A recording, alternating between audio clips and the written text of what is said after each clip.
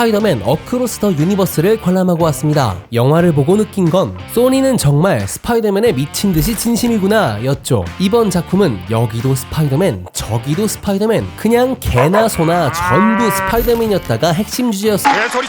여러 종류의 스파이더맨들 덕분에 숨겨진 이스터에그들이 굉장히 많았는데, 그래서 오늘은 스파이더맨 어크로스 더 유니버스의 숨겨진 이스터에그들과 떡밥들을 완벽히 정리해보도록 하겠습니다.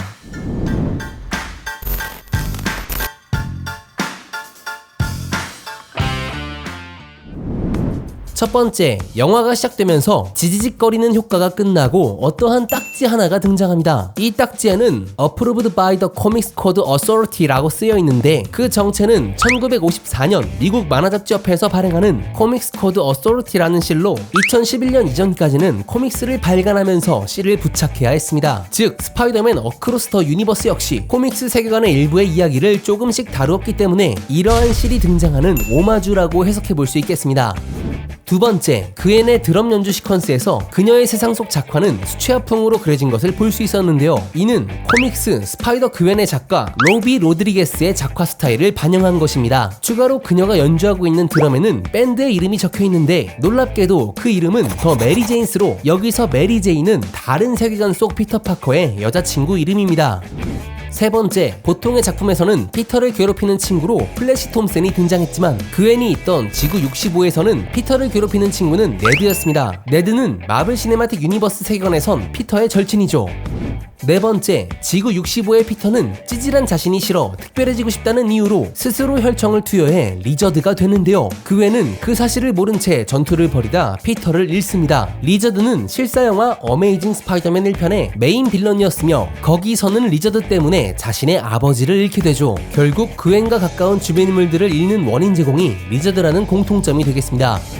다섯 번째, 스파이더맨 시리즈의 편집국장 제이 조나 제임슨이 초반부 라디오 방송을 통해 목소리 출연을 하였습니다. 추가로 레고 스파이더맨 세상 속에서도 제이 조나 제임슨이 레고 미니 피규어의 모습으로 카메오 출연을 합니다.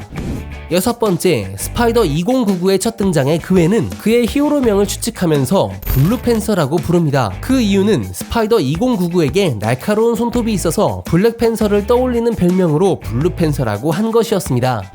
일곱 번째, 스파이더 2099는 현재 멀티버스가 얼마나 망가졌는지를 말하면서 지구 19999에서 일어난 사건과 닥터 스트레인지를 언급하는 부분이 있습니다.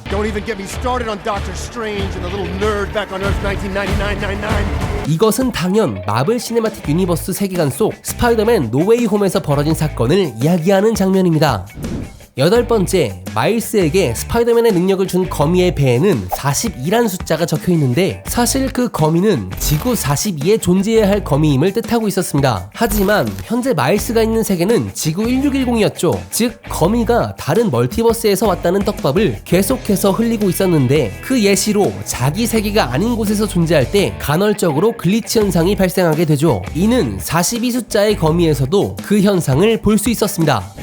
아홉 번째, 스팟이 ATM 기계를 털기 위해 찾아간 곳은 어느 식료품점입니다. 이 장소는 마블 세계관의 스파이더맨에게도 사건이 시작된 곳이기도 하죠.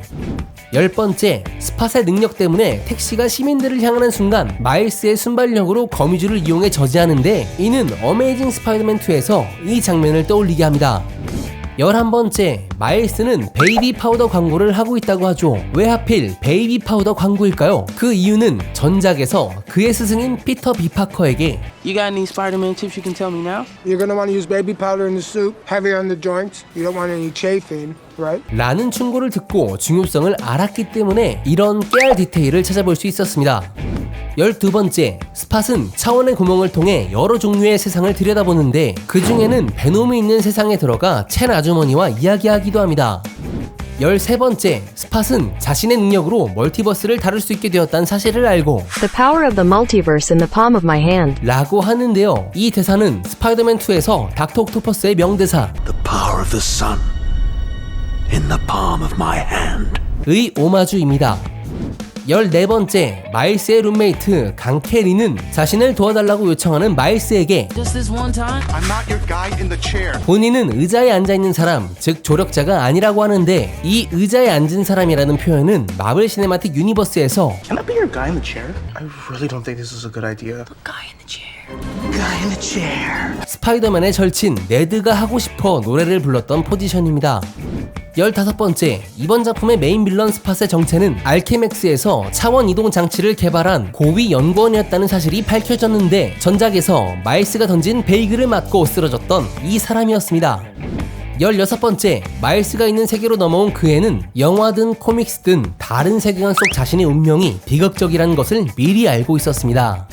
17번째, 스파이더맨이라면 누구든 자신만의 생각하는 장소가 있죠. For me, it was the top of the Chrysler Building. Empire State. 그웬의 최애 장소는 윌리엄스버그 저축은행 빌딩이라고 하네요.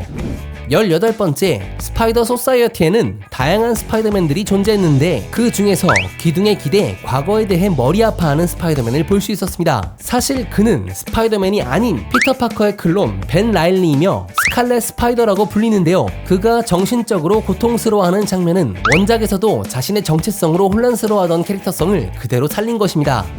19번째, 스파이더 소사이어티에는 여러 종류의 빌런들이 붙잡혀 있습니다. 르네상스 벌처, 크레이븐 헌터, 미스테리오 변종들, 라이노의 변종들 등등. 그 중 비디오 게임 세상 속 빌런들이 잡혀 있는 곳에는 플레이스테이션 게임 타이틀의 스파이더맨이 카메오로 등장합니다. 추가로 그 옆에 도트로 그려진 누군지 알 수 없는 빌런이 잡혀 있는데요. 그 녀석의 정체는 최초의 스파이더맨 게임이었던 콘솔 아타리 2600의 스파이더맨 게임에 등장하는 그린 고블린입니다.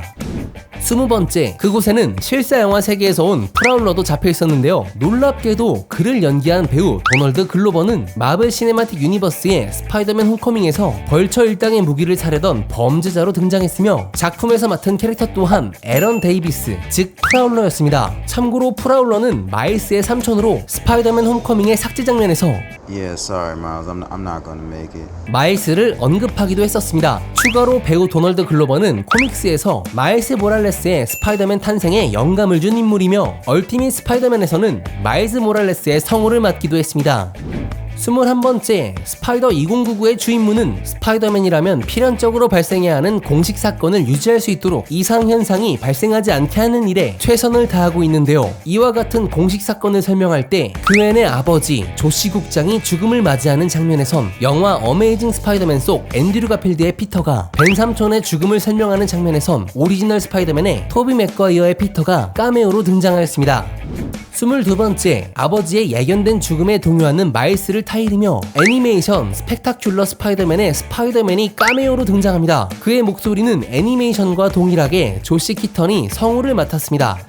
23번째, 탈주한 마일스를 멈추기 위해 스파이더맨을 막으라고 지시하지만 모두가 스파이더맨인 이곳에서 서로를 삿대질하는 코믹한 장면이 나오는데 이 장면은 1967년 스파이더맨 애니메이션에서 등장한 유명화된 밈을 따라하는 것이며 이는 마블 실사영화 스파이더맨 노웨이홈에서도 등장한 바 있습니다. 24번째, 마일스를 쫓는 스파이더맨들 중 클래식해 보이는 녀석이 나타나 I can do anything he can. 라고 하는데요. 그가 이렇게 말한 이유는 1967년 스파이더맨 애니메이션 주제가에서 라는 가사를 통해 의미를 알 수 있었습니다. 추가로 1967년의 스파이더맨은 당시 애니메이션 퀄리티가 입체감 및 원근법 표현이 부족했기 때문에 2D인 상태여서 3D인 마일스가 쉽게 지나가는 깨알 이스터에그 개그를 선보였습니다. 25번째, 도망치는 마일스를 가로막는 시니스터6의 홀로그램들이 나타나는데 닥터 옥토퍼스가 등장하는 장면에서 Hello, Peter. 라고 하는 목소리가 들리죠. 이는 스파이더맨 노웨이홈에서 Hello, Peter. 닥터 옥토퍼스의 음성이었습니다. 26번째, 어떤 건축물 사이에서 거미줄을 이용해 버티고 있는 스파이더맨이 있는데 이는 스파이더맨 홈커밍에서 두둥강난 배를 잡고 있던 스파이더맨의 오마주입니다.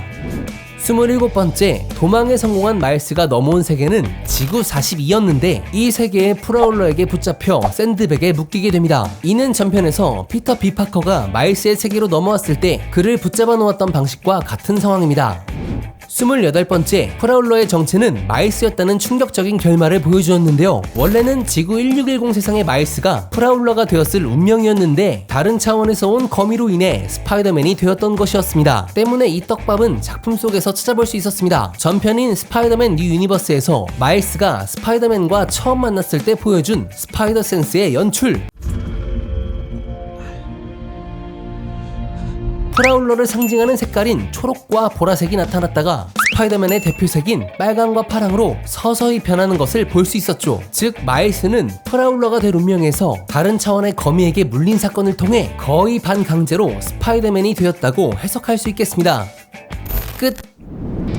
자, 오늘은 이렇게 스파이더맨 어크로스 더 유니버스에 숨겨진 이스터에그 및 떡밥들을 알아보았는데요. 이러한 것들을 정리하면서 든 생각이, 와, 진짜 스토리 구성을 치밀하게 세부적인 것까지 잘 짜놨구나 라는 느낌을 받았습니다. 역시 소니는 스파이더맨의 진심인 것 같죠. 그리고 후속작인 스파이더맨 비욘드 더 유니버스는 내년, 정확히는 2024년 3월에 개봉을 앞두고 있는데 그때까지 열심히 존버하면서 오늘 영상이 유익했던 분들은 좋아요, 구독, 알림 설정 한 번씩만 부탁드립니다. 그러면 지금까지 메밀목도리였습니다. 감사합니다.